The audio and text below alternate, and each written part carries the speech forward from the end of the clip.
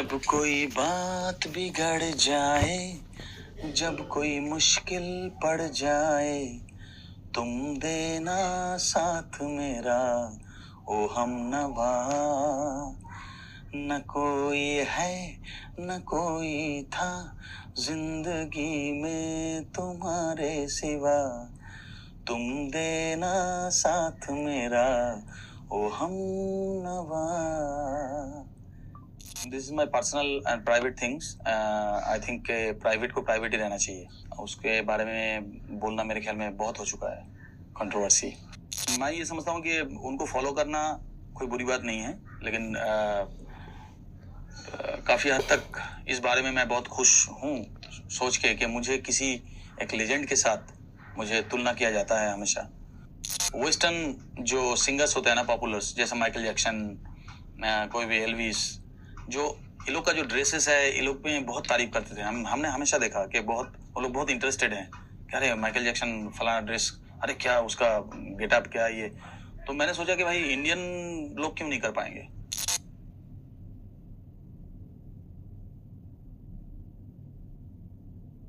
Kumar ji, tell me about the first break. ये है 1987 में एक्चुअली मैं आया बॉम्बे में, फरवरी में, और सबसे पहला चांस मुझे जगजीत सिंह जी ने दिया। और जगजीत सिंह जी पहला पिक्चर तो बनी नहीं फिल्म के,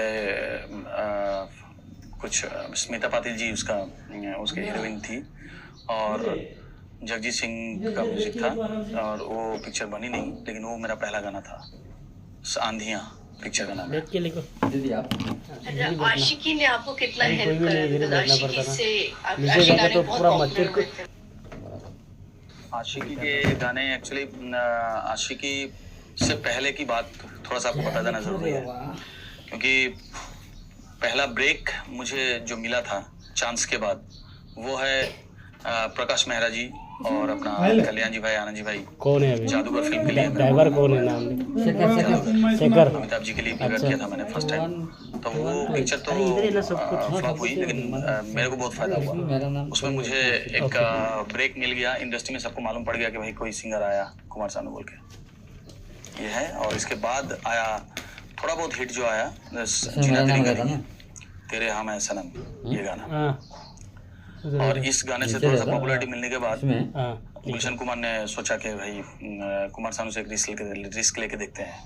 इस तरह से उन्होंने मुझे आशिकी फिल्म के लिए सारे गाने गवाए, और मैं समझता हूँ कि बहुत सारा हिट हुआ बस उस गाने के लिए, उस पिक्चर के लिए। मुझे पीपल, मतलब हमारे जो फैंस हैं वो हमें जान गए कि हम ये चोर एक सिंगर आए हैं। उसमें आपका साइन है। आपने नदीम श्रवण जी के साथ बहुत सारे गाने गाए हैं, और it's a very good team. तो आप उनको कितना क्रेडिट देते हैं अपनी पॉपुलैरिटी के लिए? उसमें शेखर का गाड़ी नंबर, मोबाइल नंबर, गाना हिट होना या पिक्चर हिट होना, इसी के लिए मैं मानता हूँ कि मेरा जो थिंकिंग है कि टीम वर्क होता है। जैसे कि lyrics, director, music director and singer, सबका एक टीम होता है। उधर से लिखो, ऊपर से स्टोरी भी दम होना चाहिए, जो जिसको पिक्चर हिट होता है तभी ये गाना हिट होता है। और गाना हिट होता है तो हमारा नाम सबसे पहले आता है कि भाई कुमार सानू ने गाया फलाना गाना। बट आई थिंक ये नादिम साहब जी के साथ हमारा जो एक टीम वर्क था वो जबरदस्त था। जितने भी हम लोगों ने गाने गाए बहुत सारा हिट हुआ। Of course good music director के हिसाब से तो उन्होंने जो गाना बनाया, मेरे हिसाब से जो गाना बनाया, तो मैक्सिमम गाने हिट उनके साथ ही मेरा है। और इसके लिए ऑफ कोर्स क्रेडिट नादिम साहब को भी जाना चाहिए, लेकिन साथ में सबको जाना चाहिए जिन जिन लोगों ने इसमें मिले हुए हैं। आपकी आवाज काफी कुछ अरे स्वीप बोल के लिखो, कुछ नहीं, स्वीप ही है ना ज्यादा और सारा दुनिया में। किशोर कुमार जी की डेथ के बाद स्वीप बोल के लिखो। वैक्यूम की उनकी ऐसी आवाज, तो आपने उस जगह काफी अच्छा फील करा है। So do you agree with that?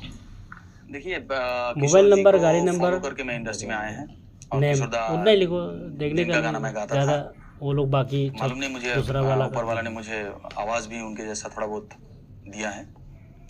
तो मैं ये समझता हूँ कि उनको फॉलो करना कोई बुरी बात नहीं है, लेकिन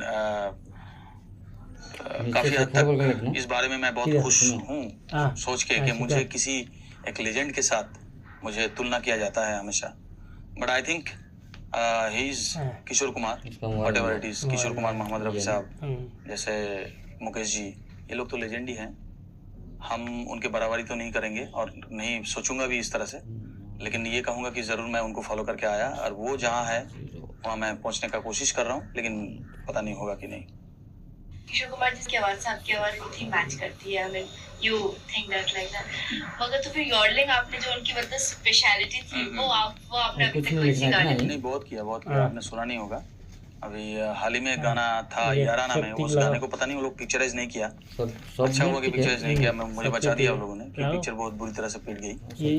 तो उस पिक्चर में गाना था, बहुत ही जबरदस्त गाना था मेरा, जिसमें योडलिंग है। ठीक किसका करना बोला कैमरा है ना, हाँ ये आईडी नंबर बोला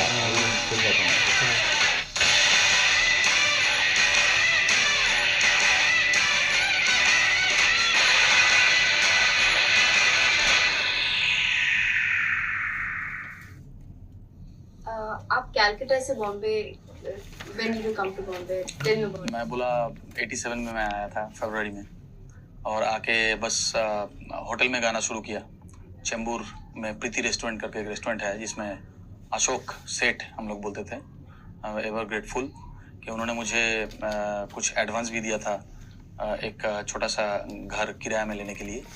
तो मैं हमेशा बोलता रहता हूँ कि भाई जहाँ कहीं भी हो सुनते होंगे, लेकिन मैं बहुत ही आभारी हूँ उनकी कि उन्होंने मुझे इस तरह से हेल्प किया था। और होटल लाइन से पैसा तो मेरा पैसे का तकलीफ कभी नहीं हुई मेरे को, ऊपर वाला ने ये चीज़ को तो बहुत ही हेल्प किया मुझे हर तरह से। कुछ नहीं बोलता तो मैं स्ट्रगल करता था इस तरह से कि होटल में जो पैसा कमाते ये थे ठीक तो लगाना ही पड़ रहा ना उसका सहारे जाता की था, नहीं, म्यूजिक उसका डायरेक्टर पास्ट है कि नहीं, ये देख देख के गुलशन कुमार का जो कवर वर्जन में किशोर दा का गाना ये जितने भी आपका गाए ही थे है, दोनों वो जाके सुना ऊपर था। पे भी इधर इस तरह से मुझे चांस मिल गया, ब्रेक मिला था। मतलब प्रकाश महाराज जी ने सुना गाना और उन्होंने मुझे किशोर दा की जगह मुझे लिया।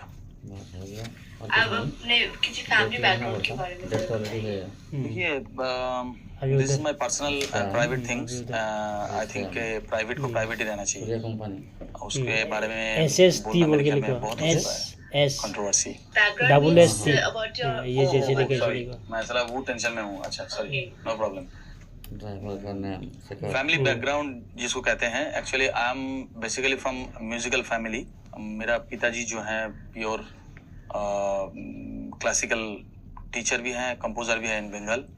और मेरा माहौल जो था घर में टोटली म्यूजिकल माहौल था। 2 स्कूल भी है हमारे वहाँ पे, बड़ी दीदी क्लासिकल सिंगर हैं, टीचर भी हैं, बड़ी बहन, मझला बहन, और जो जितने भी हमारे भाई बहन सब हैं, सब गाने में, एक्टिंग में, इसमें है। तो हमारा इसलिए हमें कभी तकलीफ नहीं हुई। और इस तरह से मेरा फैमिली से ही मेरे जो गाने का जो इरादा था मेरा, वो फैमिली बैकग्राउंड से आया, इस तरह के फैमिली बैकग्राउंड से। आपके घर वालों ने हमेशा आपको सपोर्ट किया that you should sing for movies? Actually घर वाले का सपोर्ट ये नहीं कहूँगा, क्योंकि मेरा घर वाले इतना अमीर नहीं थे। We are very simple family से आया हम, और मिडिल क्लास फैमिली जिसको कहते हैं। तो मेरा पिताजी बहुत सच्चा आदमी है, और हमें ऐसा लगता है कि सच्चा आदमी को हमेशा पैसा नहीं मिलता। वो तो अभी बुद्धा हो गया ना, ये 2 दिन का है। तो मेरा एक्सपीरियंस है, मैंने देखा कि डैडी ने बहुत ही सच्चा आदमी, ईमानदार आदमी है। तो इस तरह से ईमानदारी की वजह से हम लोग थोड़ा सा गरीब था जो भी है। तो फैमिली मुझे हेल्प नहीं किया, जो भी मैंने किया अपने दम पे किया। और मैं बॉम्बे आया, 1100 रुपया लेके बॉम्बे आया था मैंने, मुझे याद है। तो वो भी मैं बड़ा दादा से उधार लेके आया था, मैं बाद में चुकता कर दिया था उसे। और इस तरह से मैं बॉम्बे आके फिर यहाँ 6 दिन के अंदर मेरे को होटल में काम मिल गया। इस तरह से मैं पैसा अर्न करता गया, और जो भी कुछ किया मैंने खुद ही किया। Everybody started saying कि आपने वर्ल्ड रिकॉर्ड कायम करा है कि maximum number of songs. So इस बारे में मैं और नहीं बोलूँगा, क्योंकि बहुत बोल चुका हूँ, और बहुत लोग कंट्रोवर्सी करते हैं कि नहीं हुआ। मेरे ख्याल में आई थिंक कि जहाँ पे रिकॉर्ड हुआ अभी जो उस जगह पे जाके अगर कोई हाँ। इसको पता कर ले तो आई थिंक ये मेम का नाम कि उसको सच्चा जो है मिल जाएगा। इंस्पिरेशन बताएंगे, आपको इंस्पिरेशन? ऑफ कोर्स किशोर दा, और थोड़ा बहुत मेरी daddy. Whenever you go for some show or anything like that, आपकी ड्रेसिंग स्टाइल बहुत डिफरेंट है। हाँ तो वो आपने कैसे एक्चुअली मैं ये देखा कि हमारे देश में या बाहर कहीं भी इंडियंस जो है हमारे हिंदुस्तानी जो लोग हैं ये हमेशा एक मेल था एक फीमेल था वेस्टर्न जो सिंगर्स होते हैं ना पॉपुलर जैसे माइकल जैक्सन कोई भी एल्विस जो ये लोग का जो ड्रेसेस है ये लोग भी बहुत तारीफ करते हैं। हमने हमेशा देखा कि बहुत वो लोग बहुत इंटरेस्टेड है अरे माइकल जैक्सन फलाना ड्रेस अरे क्या उसका गेटअप क्या है ये। तो मैंने सोचा कि भाई इंडियन लोग क्यों नहीं कर पाएंगे शो में हमको हर चीज शो करना है तो खाली गाना सुना के आई थिंक के साथ में ये सब चीज भी होना बहुत जरूरी है एक शोमैन के लिए। तो इसलिए मैं different type of dresses entries मेरा अलग होता है। ऐसा नहीं कि अनाउंसमेंट किया और मैं खड़ा होकर सीधा मैं थोड़ा डांस वांस करता हूँ स्टेज पे पब्लिक के साथ पूरा एकदम मिल के मैं शो करता हूँ। इसलिए मेरा शोज मैक्सिमम क्यों ऑल द शोज मेरा सुपर डुपर हिट होता है और क्राउड भी बहुत जबरदस्त आता है।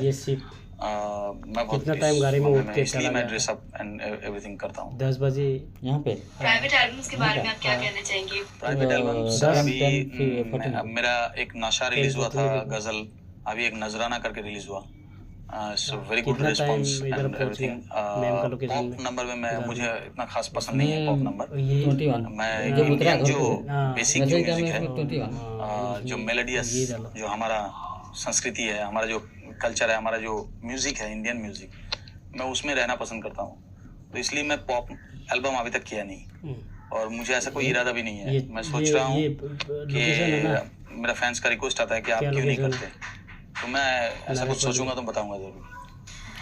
अच्छा नॉर्मली देखा गया है कि जो भी सिंगर होते हैं उसको रियाज करना बहुत जरूरी होता है। क्या आप भी एवरीडे आप रियाज करते हैं? रियाज करना जरूरी है लेकिन not heavy for our ground मतलब हमारे जो फील्ड है ये जो आइडिया हमारे जो कमर्शियल जिसको कहते हैं कमर्शियल फील्ड इसमें मैं समझता हूँ कि उसके बाद ज़्यादा क्लासिकल ना हो तो अच्छा है क्योंकि एक टोनल क्वालिटी होता है जो हीरोइक वॉइस जिसको कहते हैं।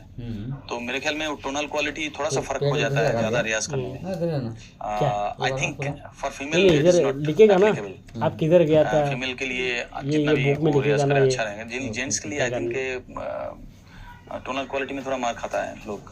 तो मैं ज़रूर करता हूँ जैसा कि कुछ सांस का कुछ एक स्टैंडिंग नोट पे थोड़ा देर होल्ड करना अपने आप को सांस को किस तरह से कंट्रोल किया जाता है उसका थोड़ा एक्सरसाइज मैं कर लेता हूँ।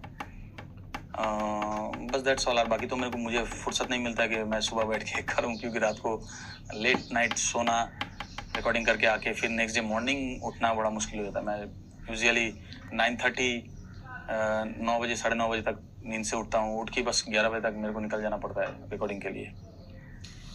आप खाने का कितना परहेज कर पाते हैं? बिल्कुल कुछ नहीं। एक 2 चीज़ का मैं ध्यान रखता हूँ। एक तो है आइस बर्फ नहीं खाना चाहिए कोई भी सिंगर के लिए because of scientific reason is there. क्योंकि हमें जब कोई चोट लगता है ना तो हम उस जगह पे बर्फ मलते हैं क्योंकि एनेस्थीसिया करते हैं। तो हमारे गले को वो आइस खाने से वो गले में जो वोकल कॉर्ड है उसके ऊपर एनेस्थीसिया हो जाता है।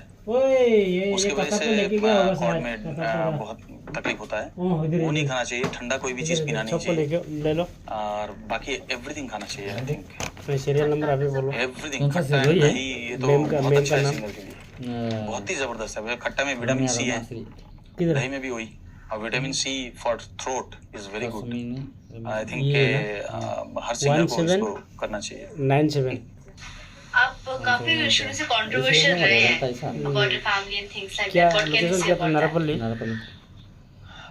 17 फैमिली लाइफ में मैं हैप्पी नहीं हूँ।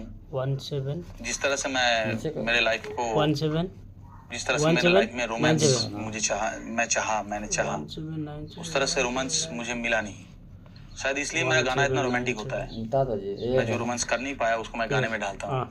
और बाकी है फैमिली के बारे में मैं सोचता हूँ कि ना कुछ तो अच्छा है क्योंकि प्राइवेट को प्राइवेट ही रहने दीजिए। My personal life private life और उसमें मैं सोचता हूँ कि मेरे फैंस को खाली मेरे गाने से मतलब है 1099 और प्राइवेट लाइफ के बारे में मैं कुछ नहीं बोलना चाहता हूँ। नॉर्मली देखा गया जो भी वे सिंगर्स होते हैं उनके कोई गॉडफादर्स होते हैं या कुछ होते हैं या किसी कोई फैमिली उससे आते हैं फिल्मी से, तब उनको बहुत अच्छा ब्रेक मिल पाता है। आप इस बात को एग्री करते हैं? आई थिंक एक आर्टिस्ट के लिए दो चीज का ध्यान रखना बहुत जरूरी है।